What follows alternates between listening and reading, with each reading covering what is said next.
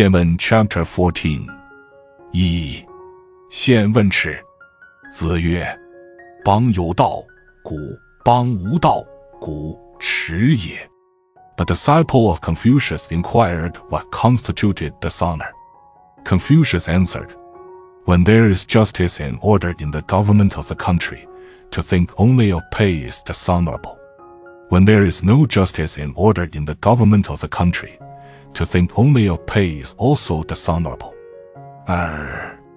克伐怨与不行焉，可以为仁矣。子曰：可以为难矣，仁则无不知也。The same disciple went on to ask, saying, a man with whom ambition, vanity, envy, and selfishness have ceased to act as motives, may he be considered a moral character? What you suggest, answered Confucius, may he considered as something difficult to achieve, but I cannot say that it constitutes a moral character. 3. 子曰：士而怀居，不足以为士矣。Confucius remarked, a gentleman who only thinks of the comforts of life cannot be a true gentleman. 4. 子曰：邦有道，威严威行；邦无道，威行严孙。Confucius remarked, when there is justice and order in the government of the country, a man may be bold and lofty in the expression of his opinions as well as in his actions. When, however, there is no justice and order in the government of the country, a man may be bold and lofty in his action, but he should be reserved in the expression of his opinions. Editor's note: there appears to be a discrepancy in the order of the Chinese verses. The verse below should have come after the verse above. 5. 子曰：有德者必有言，有言者不必有德；仁者必有勇，勇者不必有仁。Confucius remarked, a man who possesses moral worth will always have something to say worth listening to, but a man who has something to say is not necessarily a man of moral worth. A moral character always has courage, but a man of courage is not necessarily a moral character. 6. 南宫氏问于孔子曰：益善射，傲荡周，惧不得其死然，与计公驾而有天下。夫子不答，南宫氏出。子曰：君子哉若人！上德哉若人！ A disciple of Confucius on one occasion remarked in his presence, there was a famous man in ancient time who was an excellent marksman in archery, and there was another man famous for his feats of strength. Both of these men eventually came to an unnatural end. On the other hand, there were also in ancient time 2 men who worked in the fields and toiled as husbandmen. Both these latter finally came to the government of the empire. Confucius at the time did not say anything in reply. But when the disciple had left, Confucius said, what a really wise and good man he is! How much he honors moral worth in what he has said. 7. 子曰：君子而不仁者有以夫，唯有小人而仁者也。Confucius remarked, there are wise men who are not moral characters, but a fool is never a moral one character. 8. 子曰：爱之，能勿劳乎？忠焉，能勿惠乎？ Confucius remarked, where there is affection, exertion is made easy. Where there is disinterestedness, instruction will not be neglected. 9. 子曰：为命，必甚草创之，诗书讨论之，行人子语修饰之，东离子产润色之。Confucius, speaking of the great merits of the state documents of a certain state of the time, remarked, in the preparation of this state document, one minister would first sketch out the draft, another would then discuss the several points. Another minister after that would make the necessary corrections.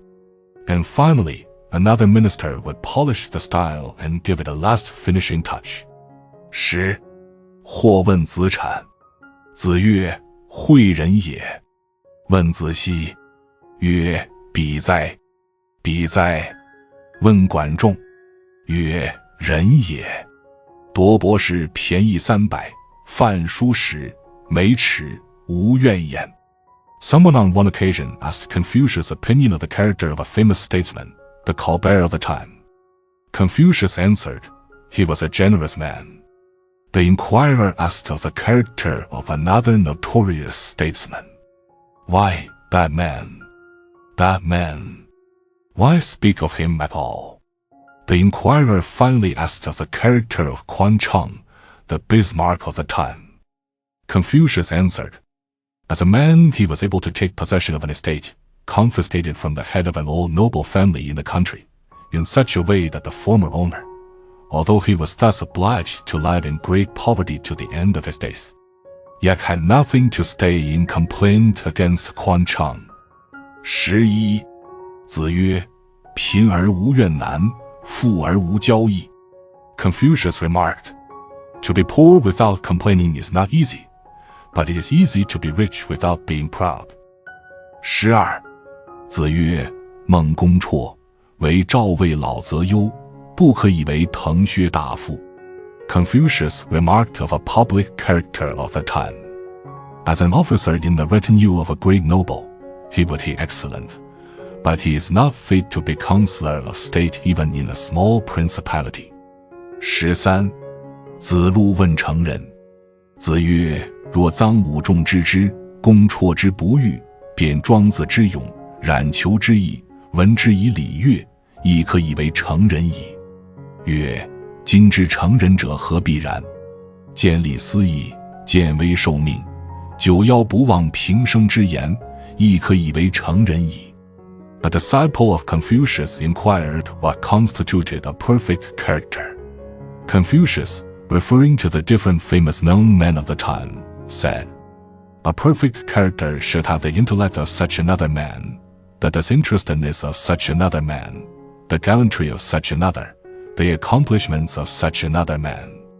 In addition to those qualities, if he would culture himself by the study of the arts and institutions of the civilized world, he would then be considered a perfect character.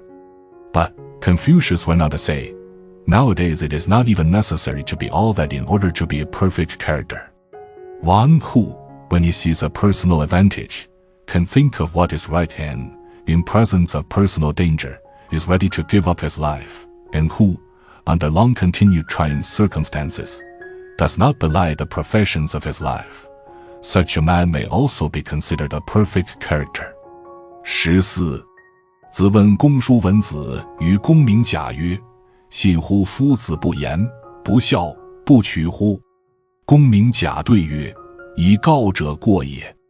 夫子实然后言，人不厌其言；乐然后笑，人不厌其笑；义然后取，人不厌其取。子曰：其然，岂其然乎？ Confucius on one occasion inquired about a teacher from one of his disciples, saying, is it true that your teacher seldom speaks and seldom laughs, and that he never accepts anything from anybody? They are mistaken who say that, replied the teacher's disciple. My teacher speaks when it is time to speak. Therefore people never lose patience when he does speak. He laughs when he is really delighted. Therefore people never lose patience when he does laugh. He accepts when it is consistent with right to accept. Therefore people never lose patience when he accepts anything. Confucius then said, so, is it really so with him? 15. 子曰：臧武仲以防求为后于鲁，虽曰不要君，吾不信也。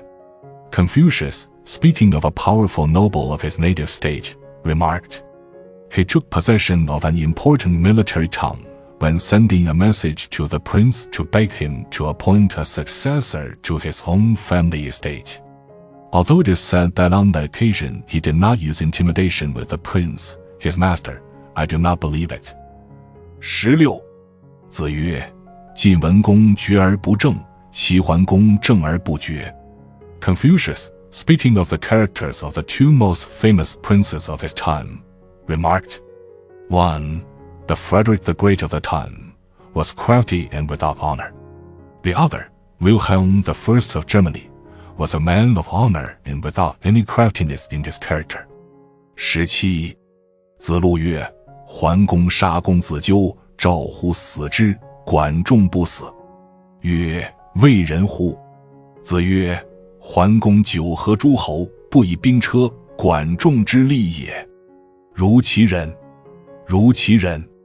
A disciple, speaking of the famous statesman Quan Chung, the Bismarck of the time, remarked, Quan Chung and another officer were given charge, as tutors, of the elder of two princes. When the younger of the two princes, in order to succeed to the throne, slew his elder brother, the other officer preferred to die with his pupil in charge, but Quan Chung did not die. Did not Quan Chung in this show that he was not a moral character?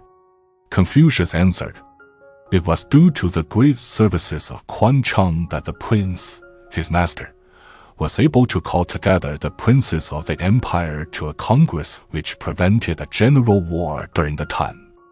What has one to say against the moral character? What has one to say against the moral character of a man like that? Footnotes 68. The Berlin Congress of the time. Sinology, Chapter 3, Section 22. 18. 子贡曰：管仲非人者与？桓公杀公子纠，不能死，又相之。子曰：管仲相桓公，霸诸侯，一匡天下，民道于今受其赐。唯管仲，无其披发左衽矣。其若匹夫，匹夫之为量也，自精于钩毒，而莫知之也。Another disciple then remarked, but Quan Chung not only did not die with the elder prince, his pupil in charge, he even served the younger prince, the very man who murdered his pupil in charge. Did he not in this show that he was not a moral character? Confucius answered, Quan Chung as prime minister enabled the prince, his master, to exercise imperialism and give it peace. Down to the present day, the people are enjoying the benefits due to his great services. But for Quan Chung, we should now be living like savages. He was certainly not like your faithful lover and his sweetheart among the common people, who, in order to prove their constancy, go and drown themselves in a ditch, nobody taking any notice of them. 19. 公叔文子之臣大夫尊，与文子同生诸公。子闻之曰：可以为文矣。A noble of a certain state, who after his death was given the title of reordered, when he was called to office in the government, chose for his colleague an officer who had been serving in his retinue. Confucius, remarking on this, said, such a man certainly deserves the title of reordered. 20. 子言为灵公之无道也。康子曰：夫如是，息而不丧。孔子曰：仲舒与之宾客，祝佗至宗庙，王孙贾至军旅。夫如是，息其丧。Confucius on one occasion was commenting on the scandalous life of the prince of a certain state, when somebody remarked, if he was such a man, how did he not lose his throne? That was because, replied Confucius, he had great and able men to carry on the different departments of his administration. Footnote 69. The Charles II of the time. A merry monarch, scandalous and poor. His wife is the notorious princess mentioned in Chapter 6, Section 26. 21. 子曰：其言之不作，则为之也难。Confucius remarked, from a man who is not bashful in his talk, it is difficult to expect much in the way of action. 22. 陈成子是简公。孔子沐浴而朝，告于哀公曰：陈恒是其君，请讨之。公曰：告夫三子。孔子曰：以无从大夫之后，不敢不告也。君曰：告夫三子者，知三子告，不可。孔子曰：以无从大夫之后，不敢不告也。On one occasion, having heard that the prime minister of a neighboring state had murdered the prince, his master, Confucius, after purifying himself as when going to worship, presented himself before the prince of his own state, and said, the minister of the neighboring state has murdered the prince, his master. I beg that steps to bring him to a summary punishment may be at once undertaken. But the prince only answered, Go and tell our ministers in the government. Confucius then went out, saying as he went, As I have the honor to sit in the state council of the country, I have thought it my duty to bring this to the notice of my prince. But he, my prince, now tells me to go and inform the ministers. Confucius accordingly went to see the ministers then in power, and told them what he had said to the prince. But the ministers also would not do anything in the matter. Confucius then said, As I have the honor to be a member of the state council of the country, I have done my duty in bringing this to your notice. 23. 子路问事君。子曰：勿欺也，而犯之。A disciple of Confucius inquired how one should behave towards the prince, his master. Confucius answered, Do not impose upon him and, if necessary, withstand him to his face. 24. 子曰：君子上达，小人下达。Confucius remarked, A wise and good man looks upwards in his aspirations, a fool looks downwards. 25. 子曰：古之学者为己，今之学者为人。Confucius remarked, Men in old times educated themselves for their own sakes. Men now educate themselves to impress others. 26. 徐伯玉使人于孔子。孔子与之坐而问焉，曰：夫子何为？对曰：夫子欲寡其过而未能也。使者出。子曰：使乎！使乎！ An officer of a certain state, who was an old friend of Confucius, sent a messenger with a message of inquiry to him. Confucius, after making the messenger sit down with him, said to him, What has your master been doing? My master, replied the messenger, has been trying to reduce the number of his shortcomings without, however, being able to do so. When the messenger had left, Confucius exclaimed, What a messenger! What a messenger! 27. 子曰：不在其位，不谋其政。Confucius remarked, A man who is not in office in the government of a country should not give advice as to its policy. Footnotes 70, repetition of chapter 7, section 14. 28. 曾子曰：君子思不出其位。A disciple of Confucius remarked, A wise man should never occupy his thoughts with anything outside of his position. 29. 子曰：君子耻其言而过其行。Confucius remarked, A wise man is ashamed to say much, he prefers to do more. 30. 子曰：君子道者三，我无能焉，仁者不忧，智者不惑，勇者不惧。子贡曰：夫子自道也。Confucius once remarked, A wise and good man may be known in 3 ways which I am not able to show in my own person. As a moral man, he is free from anxiety. As a man of understanding, he is free from doubt. And as a man of courage, he is free from fear. A disciple, who heard what Confucius said, then remarked, That is only what you say of yourself, sir. 31. 子贡方人。子曰：赐也贤乎哉！夫我则不暇。A disciple of Confucius was fond of criticizing men and making comparisons. Confucius said to him, You must be a very superior mortal to be able to do that. For myself, I have no time for it. 32. 子曰：不患人之不己知，患其不能也。Confucius remarked, Be not concerned that men do not know you. Be concerned that you have no ability. 33. 子曰：不逆诈，不义不信。义亦先觉者，是贤乎？ Confucius remarked, A man who does not anticipate deceit nor imagine untrustworthiness, but who can readily detect their presence, must be a very superior man. 34. 微生母谓孔子曰：丘何为是兮兮者与？吾乃为宁乎？孔子曰：非敢为佞也，即故也。A practical character of the time said once to Confucius, What do you mean by rambling about with your talk? I am afraid you are also but a self-seeking good talker. I do not wish, replied Confucius, to be a good talker, but I hate narrow-minded bigotry in men. 35.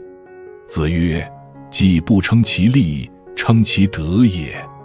Confucius remarked, A good horse is considered so, not because of its mere brute strength, but because of its moral qualities. 36. 或曰：以德报怨，何如？子曰：何以报德？以直报怨，以德报德。Someone on one occasion inquired of Confucius, saying, What do you say of requiting injury with kindness? Confucius replied, How will you then requite kindness?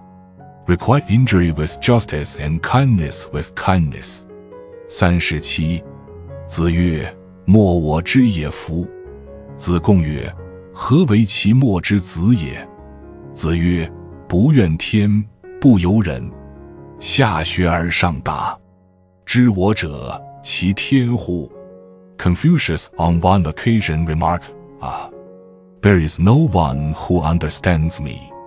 Thereupon a disciple asked, What do you mean, sir, in saying that no one understands you? Confucius then answered, I do not repine against God, nor do I complain of men.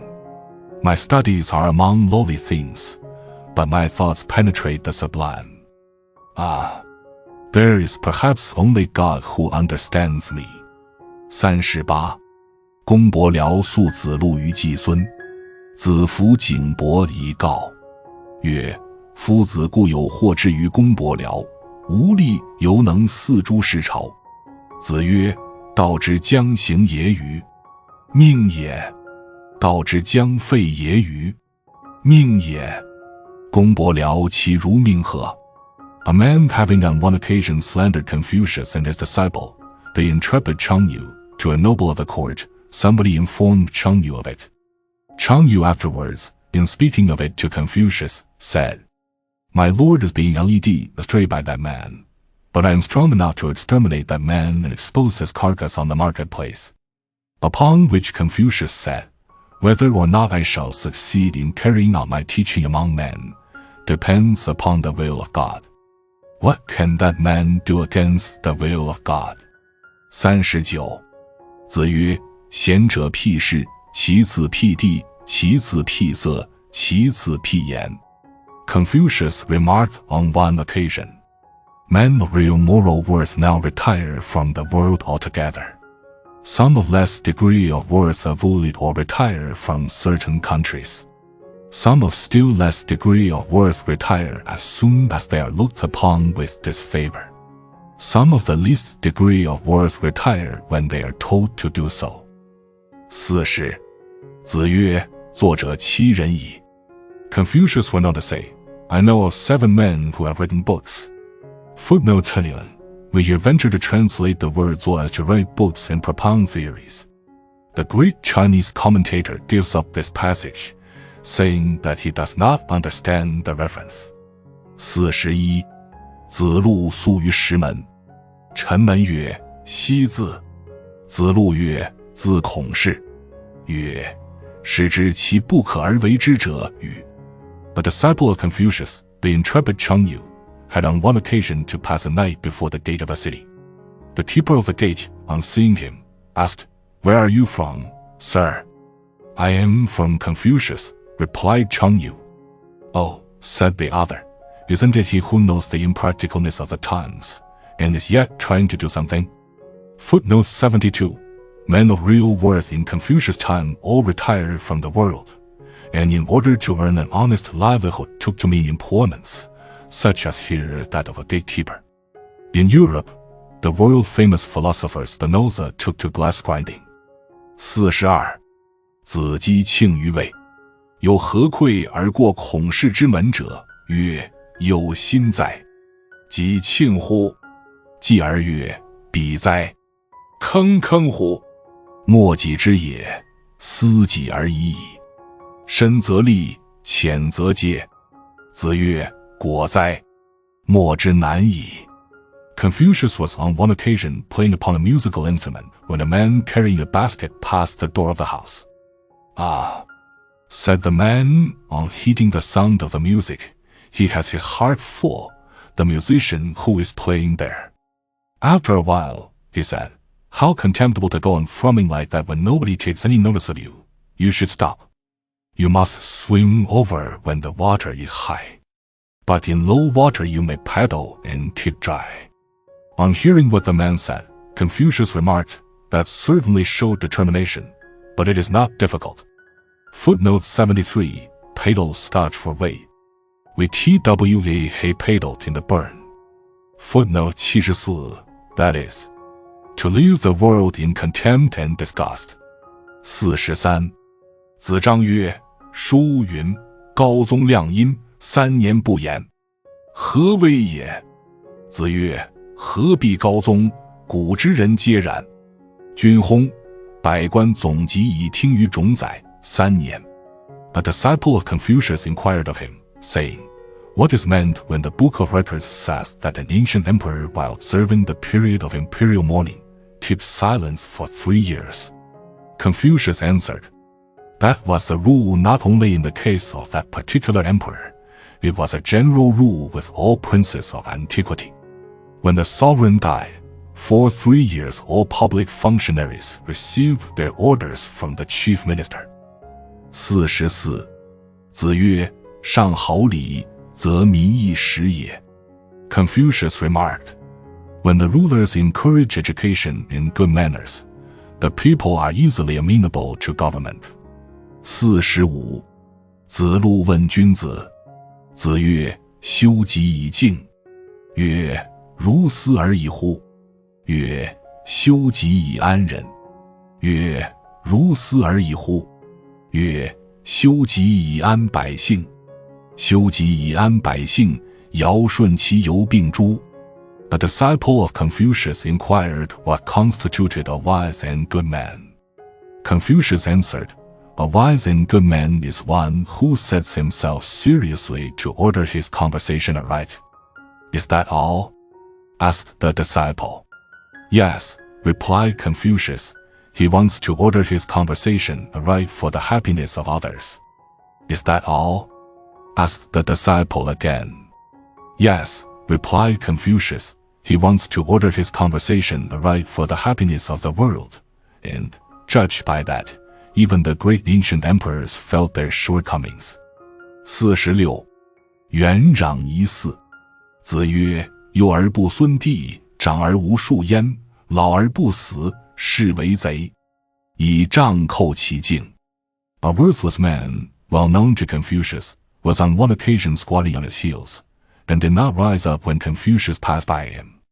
Confucius then said to him, a willful man and a bad citizen in your youth, in manhood you have done nothing to distinguish yourself, and now you are dishonor in your old age. Such a man is called a rascal. With that, Confucius lifted his staff and hit him on the shanks. 47. 却当童子将命。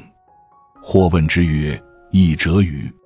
子曰：吾见其居于位也，见其与先生并行也。非求义者也，欲速成者也。A youth of a certain place was employed by Confucius in his house to answer the door and introduce visitors. Someone remarked to Confucius, I suppose he has improved in his education. No, replied Confucius, I have observed him sitting where a youth of his age should not sit, and walking side by side with people who are his seniors. He is not one who seeks to improve his education. He is only one who is in a great hurry to become a grown-up man.